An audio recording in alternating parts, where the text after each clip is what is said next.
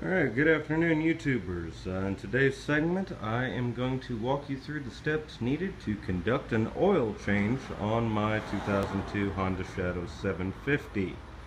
We'll start right off the bat here. Things that you're going to need. 3 quarts of motor oil. If your bike isn't an 02, go ahead and look for your exact types. I went with the Motorcycle Synthetic 10W40. Just a rag, and a clean rag, and you'll see why here shortly. Your oil filter, nothing fancy. I went with a El Cheapo for $7.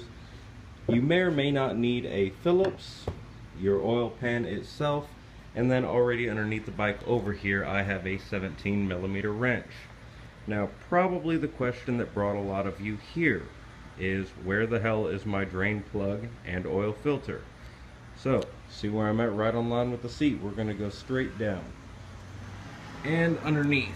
Now I already have the 17mm wrench attached to the drain plug. So, you see where the kickstand's at right there? We're going to go straight underneath it. I'm going to change the angle a little bit so you can see it. But right there is your, let the camera focus a little bit, is your drain plug. There you go. Alright, now, gonna come back out for a minute. I hope y'all don't have motion sickness. Alright, so once again, right on line with the kickstand. Just slightly to the rear of that is your oil filter. You can see it right there. I've scratched up the end a little bit for you, and that's just a simple twist on, twist off. So, what I'm going to do at this point is go ahead and get the drain plug broken loose, and I'm going to drain the oil out. The Shadow 750 holds, according to the book, about 2 3/4 quarts of oil, so we'll cross that bridge when we get there, but I can expect to get about 2.5 3 quarts out of it. Alright, now I went ahead and did most of the weighting here for you. Just a couple things to mention here. On your drain plug, it comes with this little washer-like piece. Alright, if you look at the edges of it, there's one part here that pokes upward a little bit. That's going to be the part that actually goes up and into your oil case. So you'll thread that back on there like such. I went ahead and cleaned the bolt, used a little WD-40, and I'm going to take my towel and see if I can get under here. And I want to actually clean around where the oil is coming out. I want to make sure there's no dirt, debris, anything that's going to get in there, gunk up the threads, or slosh around in that casing itself. So at this point, I'm going to go ahead and place my plug back in there. You have to excuse me, it's a little hard to do one-handed. Alright, I'm going to go ahead and thread that back in there.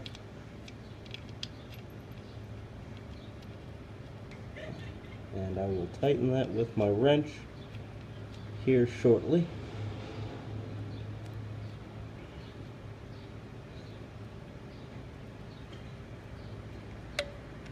And tightens good for now.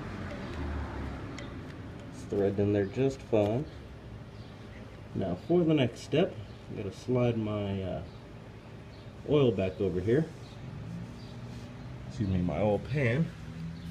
And this is going to be a little hard to work around. I may do this when the camera's off, but for your oil filter here, you should be able to twist it counterclockwise, the old saying, lefty loosey, righty tighty, and it should come right off there. Now the reason I said to have a Phillips screwdriver handy is if you can't get it to hand twist off, and you don't have one of the handy tools that's made to grasp onto it, you can actually poke the side of it, poke a hole in the side of it with the Phillips and use that as leverage to turn. Not too advisable, because that's going to be a big mess if I have to do that, but that's one way to get it off there. I will be right back. Alright, now I'm actually coming at the oil filter itself from the passenger side for 2 reasons.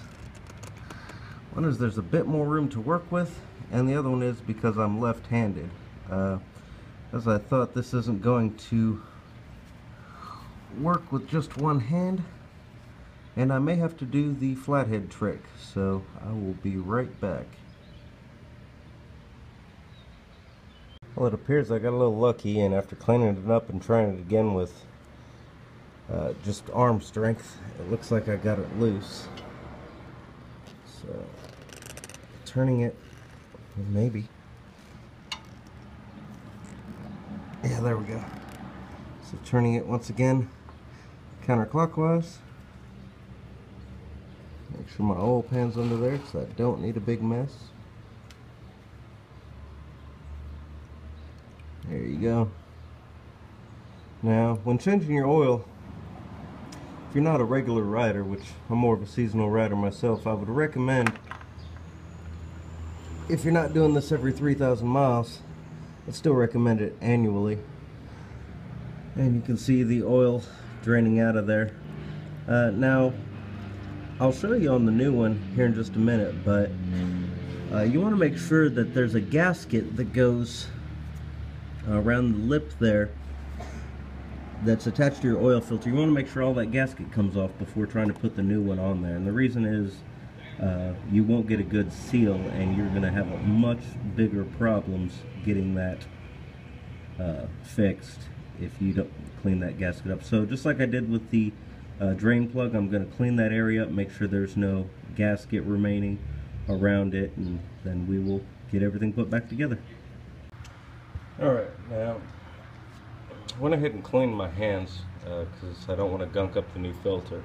But what I was talking about just a moment ago is you want to take some of your fresh oil and you actually want to lube up the seal, the rubber seal around the new oil filter. So when this goes back on, you get a nice watertight seal around the edges of it. And now that it's done draining, I'm going to go ahead and move the oil pan out of the way. I'm just going to take a clean towel here. I'm going to clean up around the edges. Get any sand, dirt, debris that might be built up out to make sure I got a good seal. Sorry about the shaking. Alright. So that looks pretty good. Just clean up all the excess around the edges. Alright. So I'm going to take my new oil filter that has already been lubed, and I'm just going to screw it on in there. Hand tight.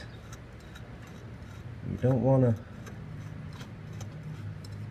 put it on there any more than hand tight. It'll pressure seal itself. Any more than that, you're going to have a heck of a time getting it off there next time. Alright, so I've already tightened my drain plug back. I now have my oil filter on there.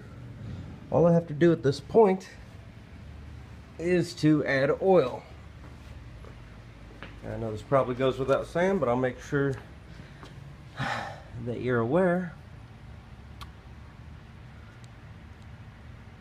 that you don't want to overfill your bike on oil. So if you don't have an O2, the O2 manual says, it actually says 2.75 quarts. You don't want to overfill it. So go ahead and test it as you go. Check your level. Make sure that you're not overfilling it. You'll cause yourself some harm there. And on the passenger side, right by your casing here, right here's where you're going to put your oil in. It's got a handy dandy little gauge on there. Shows you exactly how high or low on oil that you are. And screw that back on once you have your oil put in there, and you are good to go. This generally would cost you 2 to 3 times what I paid to have someone else do it. All in all, this ran me $26 for the oil, filter, and everything I needed. Having someone else do it, it'll run you $50, $75 easy. So that's all I have. And yeah, if you like it, please go ahead and like, share, subscribe. I got some more videos coming. Thanks.